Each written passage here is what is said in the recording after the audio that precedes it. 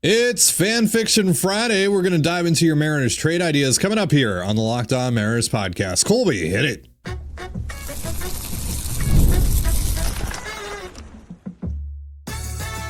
You are Locked On Mariners, your daily Seattle Mariners podcast. Part of the Locked On Podcast Network, your team every day.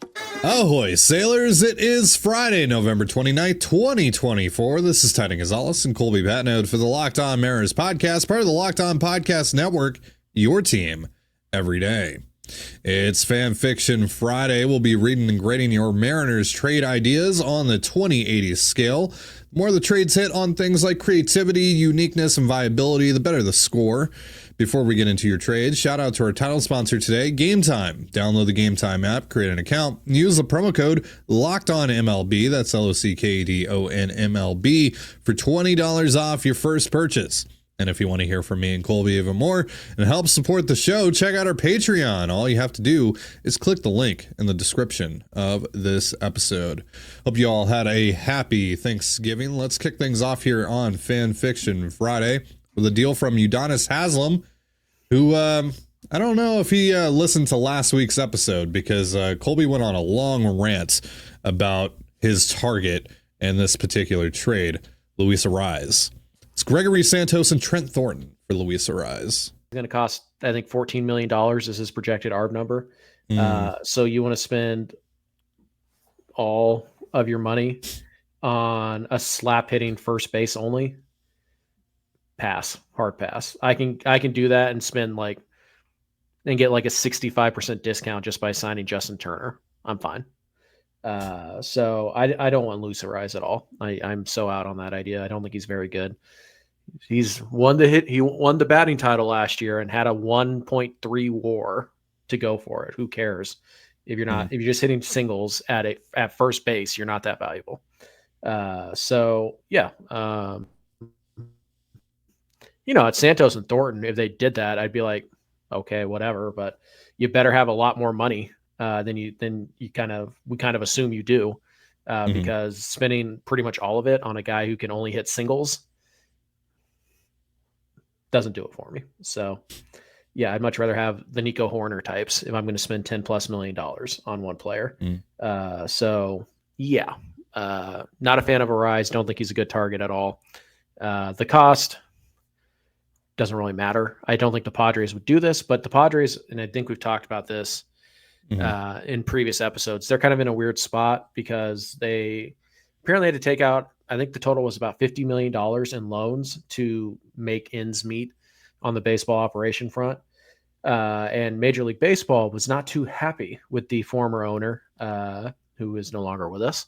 They weren't too happy that he did that. And now there are some murmurs that they may be kind of forced to shed some payroll from the league because they did this loan thing. It's all pretty messy, and I don't know the finer details of it, but that's what I've heard is that, there was the loan that they had to take out, and, Major League Baseball, the league didn't like it. So now they're not going to be allowed to do it again. And they've already got so much committed in payroll. So they're going to have to scale back. And so trading 1 year of Arraez and is like $14 million or whatever, $12 million makes sense to them. That would certainly be a guy I would try to trade if I had to pare down my payroll a little bit.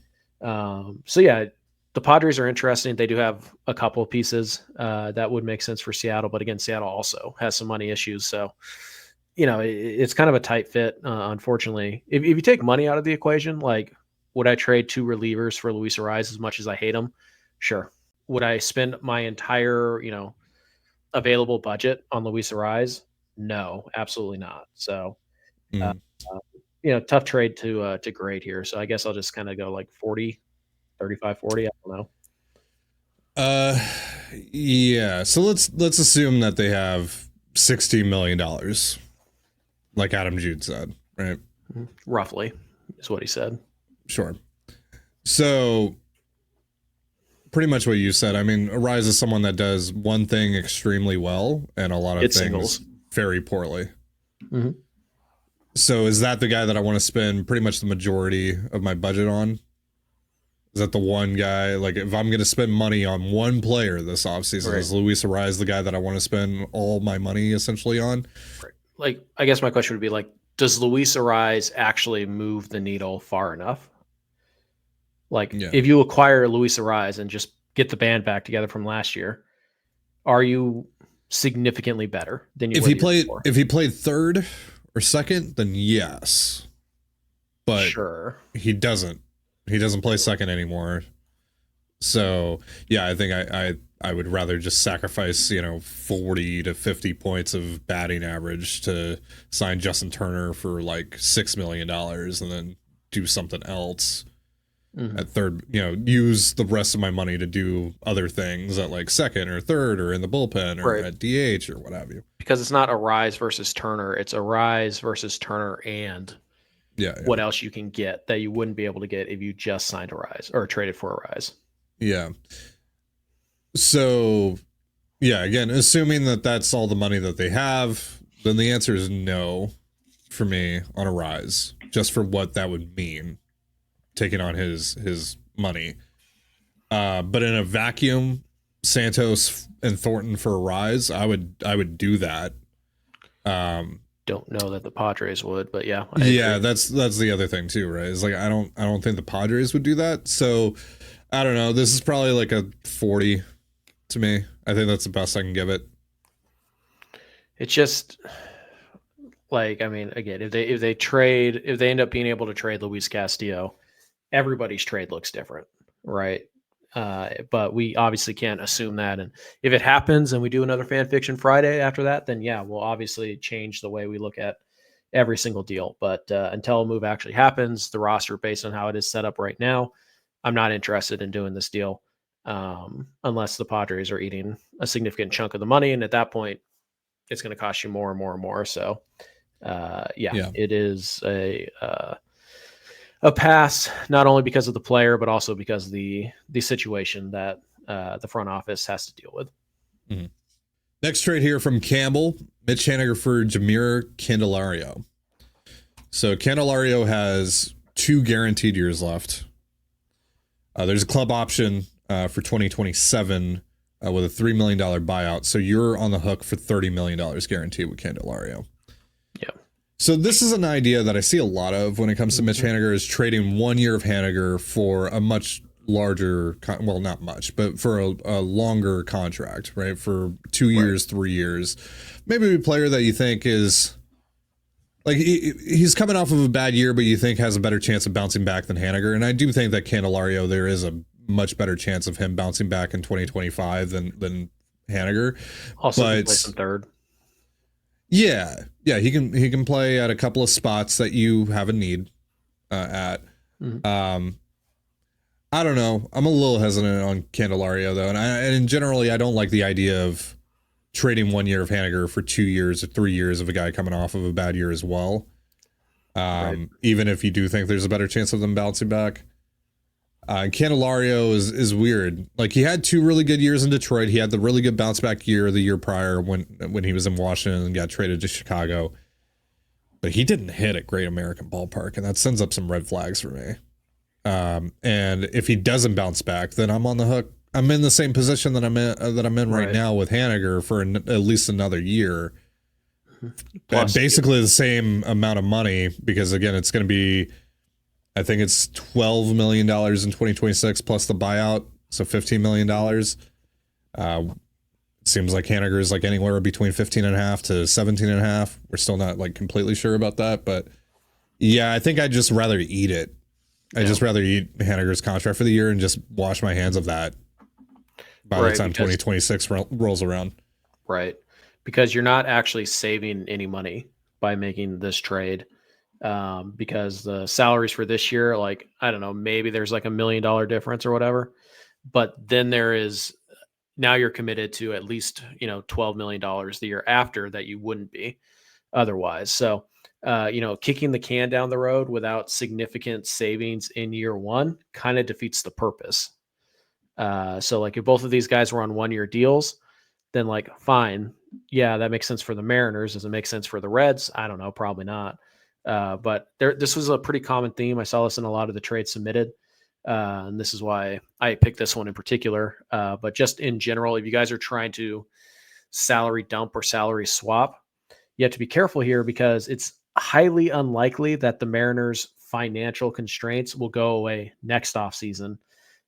So, trading a bad contract, a 1-year bad contract for a multi-year bad contract really defeats the purpose, right? Trading Garver for a guy with 2 years and $30 million doesn't really help you. Trading Haniger for a guy with 2 years and $30 million doesn't really help you unless you're really confident that guy can help you this year. And I'm not confident that Candelario can do that. So yeah, I'm out on this idea, but just in general, I don't like the idea of trading Mitch Haniger for a different bad contract when in 1 year's time, I can just wipe my hands of the $17 million. Yeah, I get it. You're trying to make a better use of the money. Right, and the roster spot. And it's possible that Candelario would be a much better use of the money, but yeah, I don't know. The risk there is that, again, you wind up being in the same exact spot you're in right now for an additional year. And we're doing the same thing next offseason, just with a different player.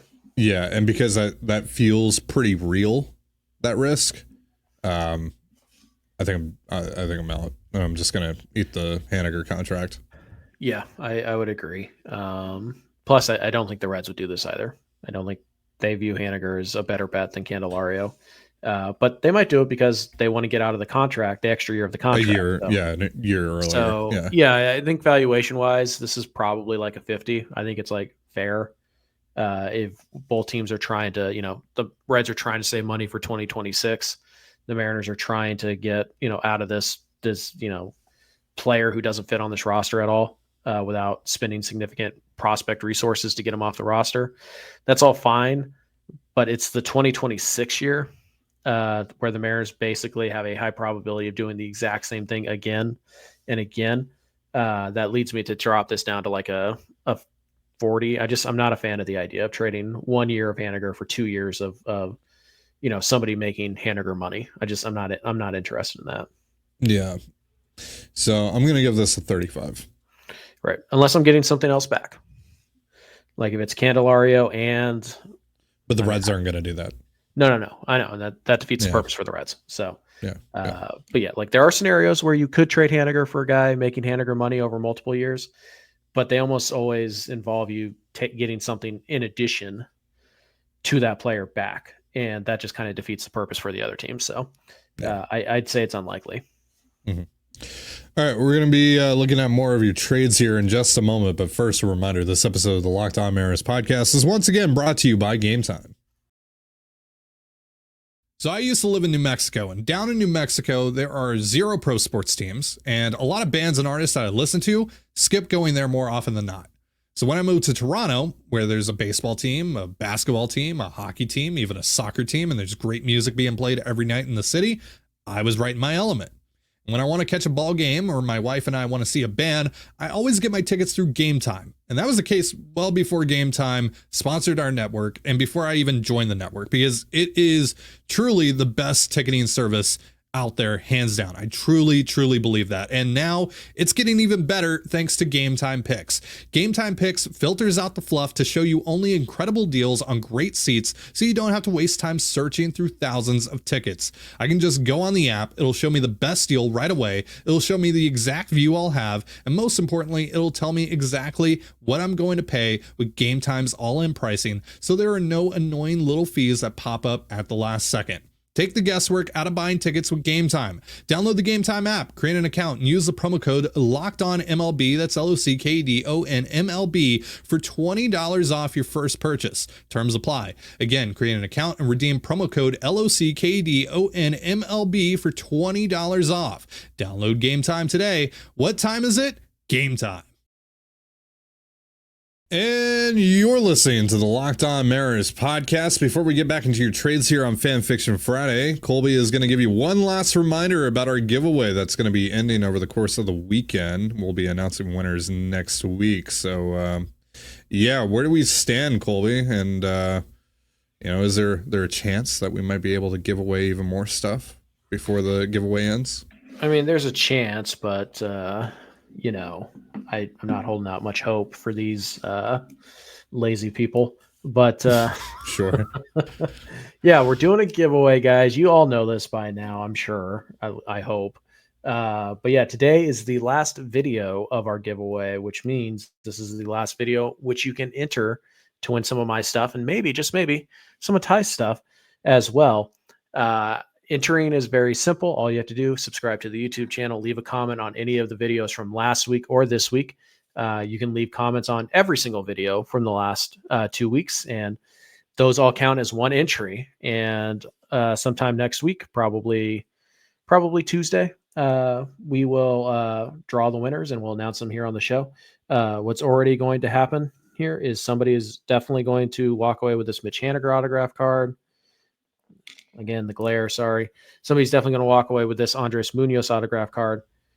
We are about 30 subs away from adding this to the mix, which is a Mike Cameron autograph card and a $25 gift certificate to Simply Seattle, which come out of Ty's pocket. So if you want to make Ty pay $25, we need 29 subs this weekend before Monday's video. So there you go. If you guys go really, really crazy, we get to 12.4K over the weekend. We have this Victor Robles numbered autograph card. Such a sick card. It's a gorgeous card. And we get to 12.5K by some miracle.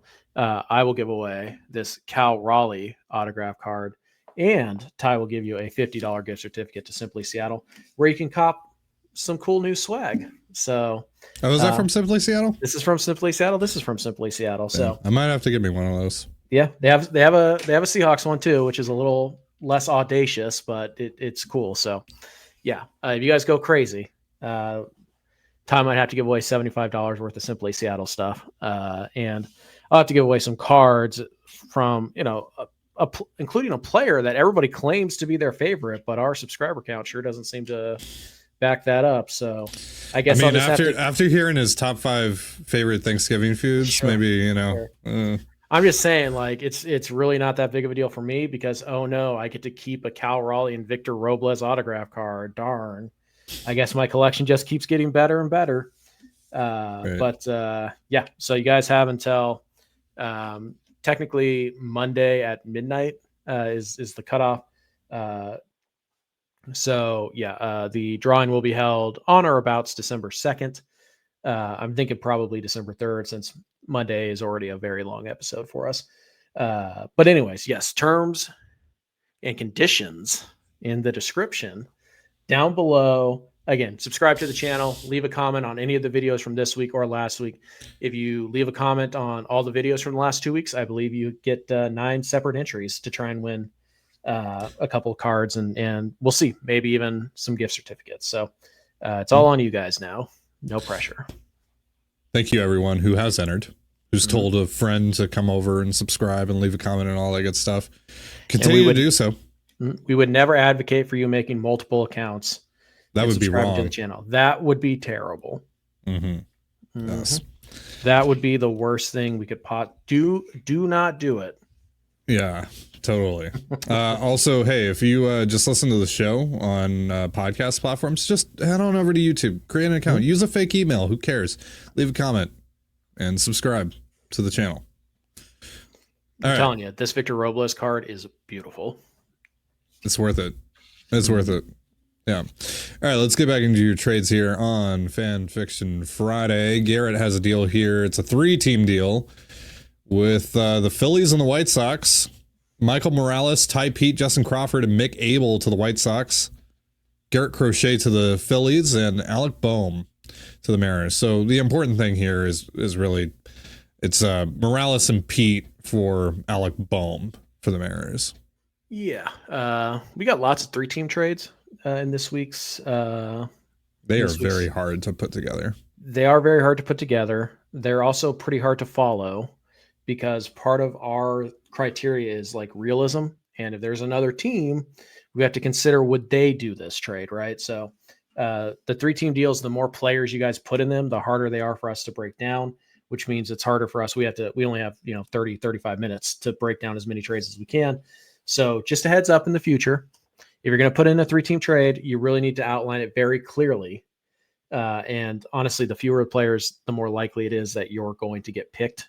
And this is why this is a 3-team deal that I picked, because it's very simple to follow. And I also think it's fairly accurate. Like, I think it's okay. Like, I don't think this is like wild and way out there.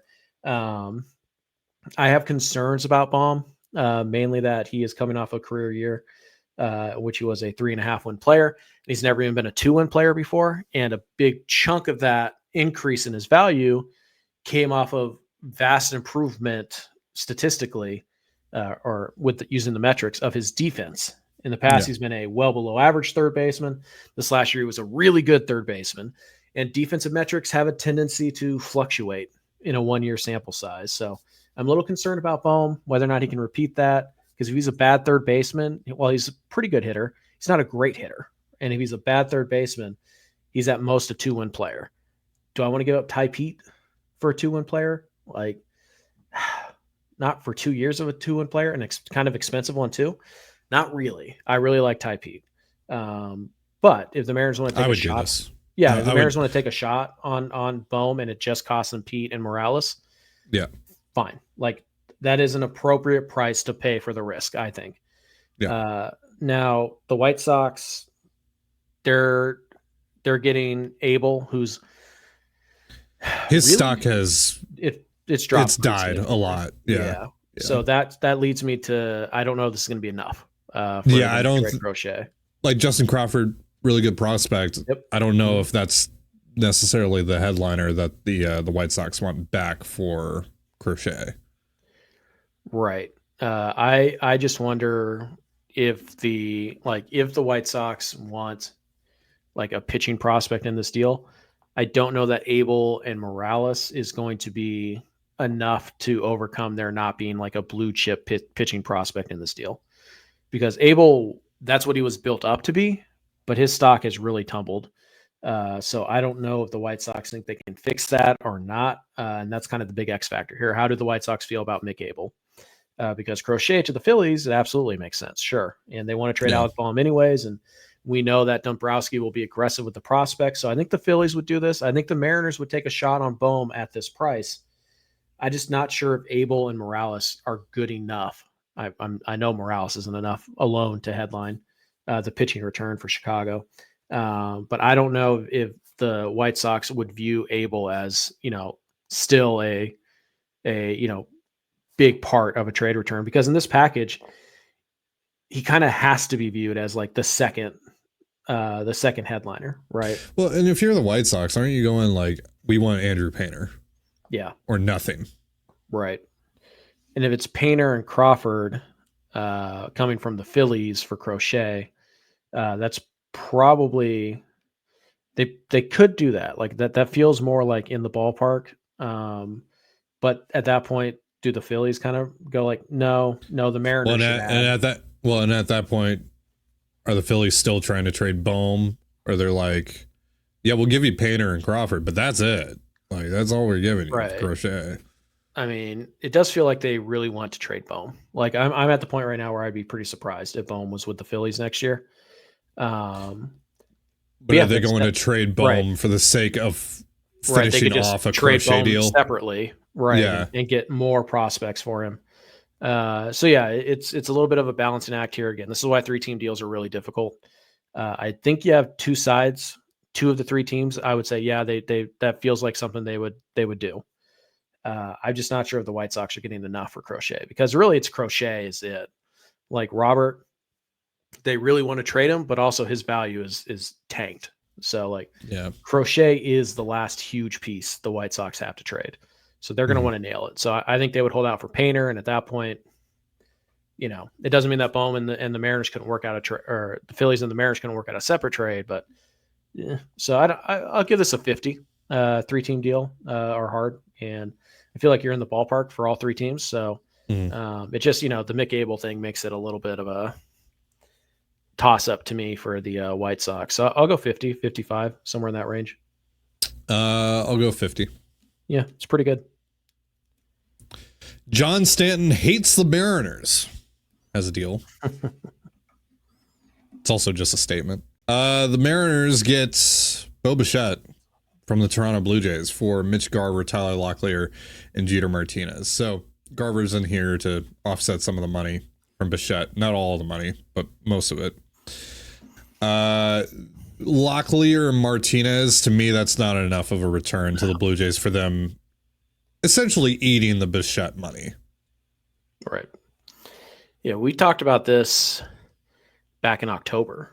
Like we talked about this idea on CTZ, and I believe also on Locked On a couple weeks later. So we floated this idea at least 5-6 weeks ago to you guys of trading, either using Haniger or Garver, mostly Haniger, to kind of offset the Bichette money, which would then allow the Blue Jays to kind of get fair value for what Bo Bichette was in 22 and 23, not so much what he was in 24, because the real issue with acquiring Bo Bichette is that he's coming off of that bad season in 2024 and he's making a ton of money. Well, if you eliminate the money problem, then you can essentially ask for what he would have been worth in 2023, obviously minus a little bit because he's only going to have 1 year of club control versus 2. I don't think this is enough. Locklear to the Blue Jays is meaningless, especially if they really are going to try and keep Vlad Jr. around long term. Yeah. Locklear's meaningless, so he's out of this deal. It doesn't help you at all. Mm-hmm. I think for 1 year of Bo Bichette, you're looking at assuming again 1 year of Bo Bichette at like what $3 million after you trade Garver. I think you're probably looking at Cole Young. Maybe you can get away with a Harry Ford and Michael Arroyo type of thing. But I think you're probably looking at Cole Young, and I'm not willing to do that. Harry Ford, we could have conversations about as the headliner. Arroyo, prefer not, but yeah. Simply put, though, this isn't enough. This deal isn't enough if you're including Garver or Haniger. Doesn't really matter in this deal. Locklear just doesn't help the Blue Jays at all. Yeah, so this is a 30. Yeah. Again, the idea behind it, we talked about it. We like the idea behind it, but it's not the right players. Basically this is what you'd have to pay if you were taking on all of Bichette's contract. Yeah. If you're taking on just 10% of it, it's going to cost a lot more than this. So, 30, 35. Yeah. All right, we got a couple more of your trades to go over in just a moment. But first, a reminder, this episode of the Locked On Mariners podcast is brought to you by FanDuel. Get ready to tackle the NFL action with FanDuel, America's #1 sportsbook, because right now new customers can bet $5 and get $150 back in bonus bets if you win. The FanDuel Sportsbook app gives you everything you need to place live bets on the NFL all in one place. So when you get a hunch in the middle of the game, you can check out the latest stats, view live play-by-play, and so much more on the same page where you place your bets. Just visit FanDuel.com to join today. You'll get started with $150 in bonus bets if you win your first $5 bet. That's FanDuel.com. Never waste a hunch and make every moment more with FanDuel, an official sportsbook partner of the NFL. And you're listening to the Locked On Mariners podcast. It is Fan Fiction Friday. We're going over some of your Mariners trade ideas. We got a couple more to look at here. This one comes from Mark. Brandon Lowe and Yandy Diaz to Seattle for Ryan Bliss, Tyler Locklear, Harry Ford, and Jeter Martinez. How much money does this add up to? 22, I think? $22 million. Yeah. Which is potentially more than the Mariners have to spend this offseason. So this trade might be dead right there. Unfortunately. Yep. Could be. But in a vacuum, Colby, Bliss, Locklear, Ford, and Martinez. Do you think that's enough for Lowe and Diaz? There was a report from Francis Romero, who, again, broke the Randy Arozarena trade back around the deadline. He's pretty dialed in. Yeah, he said most of his stuff is really solid. Yeah, he said that Diaz is going to be talked about at the winter meetings, and the Rays are looking for 2 prospects and a major league player, which could mean anything on both fronts. Yeah.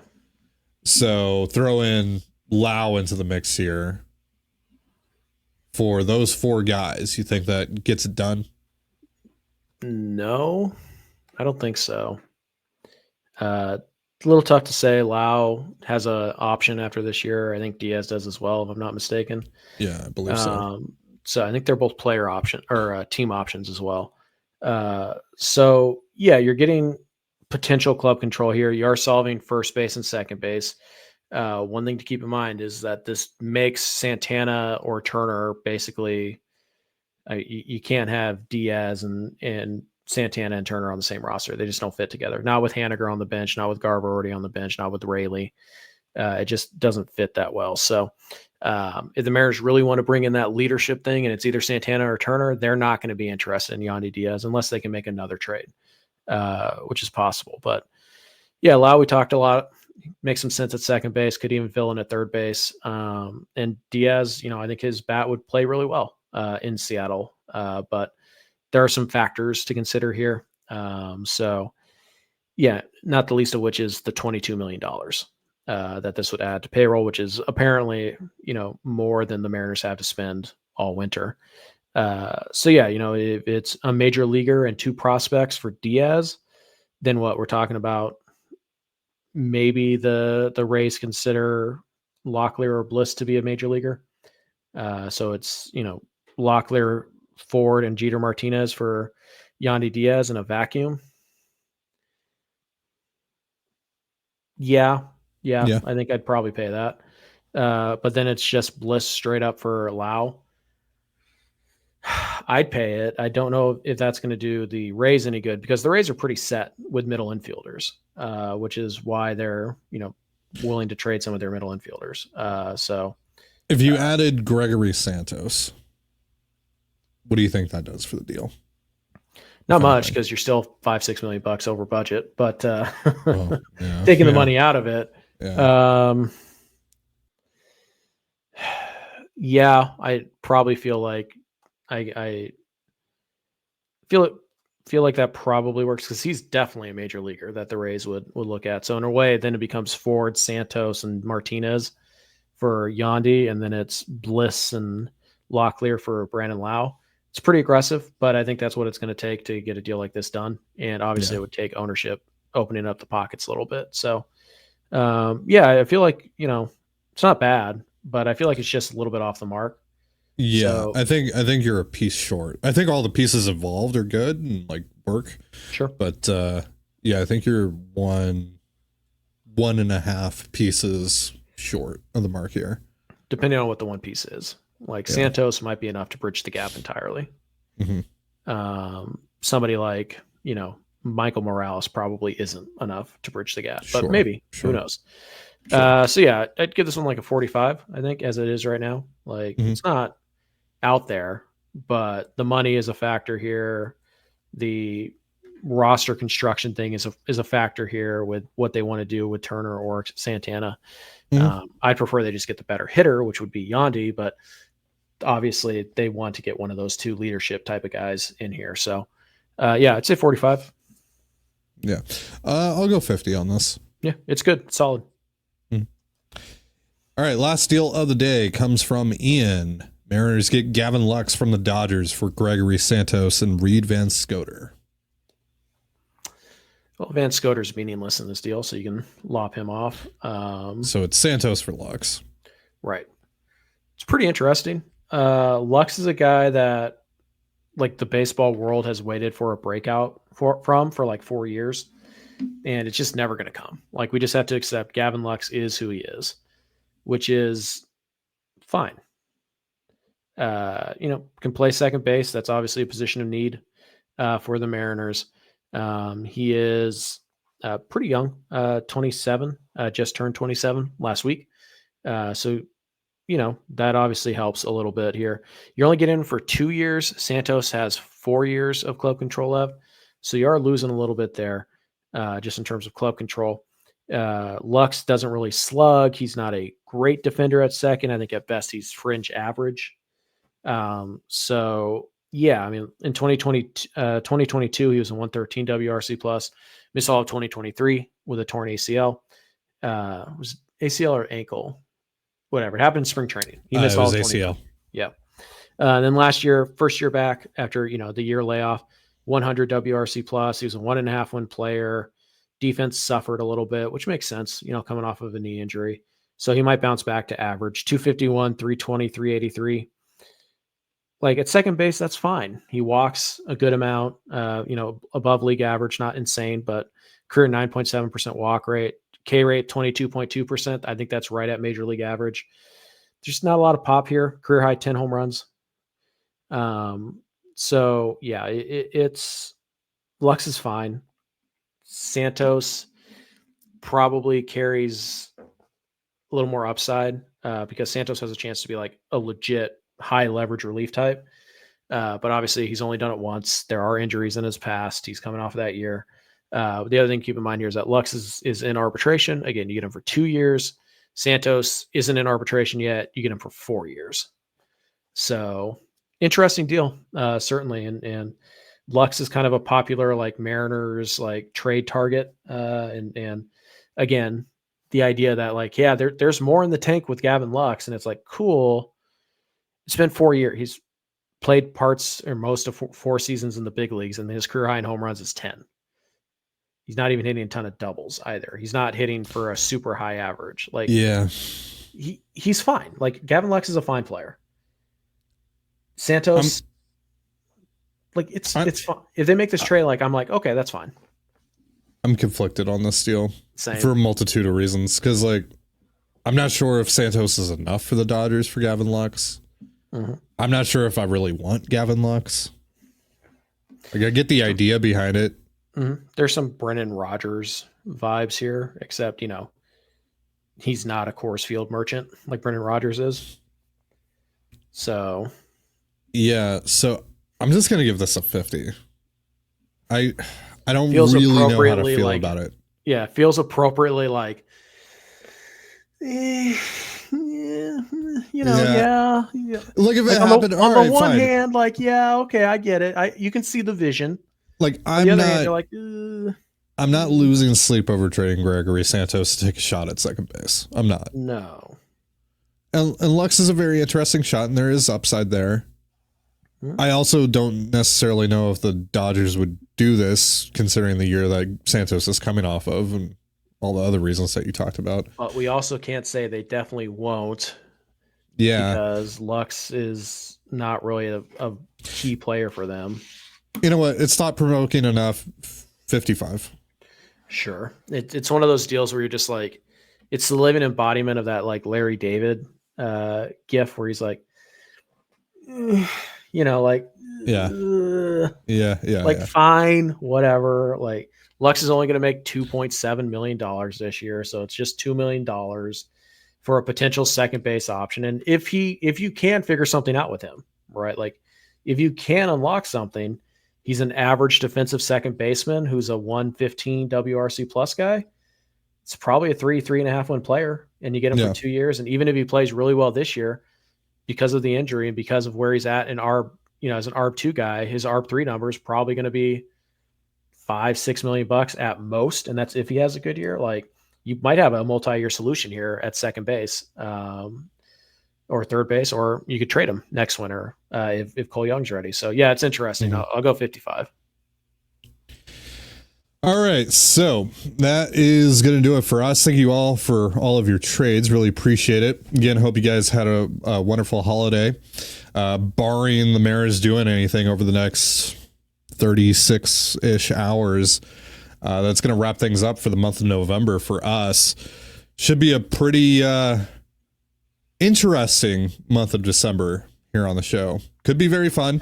We're going to have the Roki Sasaki pursuit to talk about. Officially kick off December 15th. Yep. Winter meetings. I assume the Mariners are going to do something. They're going to make some sort of move, at least one. I would be pretty surprised if we didn't have one significant move done before Christmas. Yeah. We should also start to prep you guys now. We will be transitioning to 3 shows a week midway through December. So in about 2 weeks. The week of December 16th. Right. The day after Roki Sasaki is posted, we think, is when it'll be posted. Yeah. We will transition to 3 shows a week. And I think we'll probably keep the same schedule we did last year, which is Monday, Wednesday, Friday, every other day. with obviously exceptions. If they do something on a Tuesday, we'll hop on and all that. But I think that's the plan for now. But start to prep yourselves. Yeah, that will go from 5 days a week to 3 days a week here, and that's temporary. It's for those of you that are pitchers new. and catchers report. Yeah. Yeah. Our winter schedule is from the winter meetings to pitchers and catchers, 3 shows a week. From pitchers and catchers until the next winter meeting, 5 shows a week, mostly. Sometimes there's 4, but mostly 5 shows a week. So yeah. All right, so thank you so much for joining us here on the Locked On Mariners podcast. For Colby Patnode, I'm Tiding Gonzalez. Be sure to give us a follow on Twitter at LO_Mariners. You can follow me at Tiding Gonzalez and Colby at CPAT11. That's CPAT11. We're also on Blue Sky. You can follow me at TDG, Colby at MLB Colby, and the show at Locked On Mariners. Have yourself a beautiful baseball day and a beautiful baseball weekend, and we'll see you next time. Peace. Subscribe.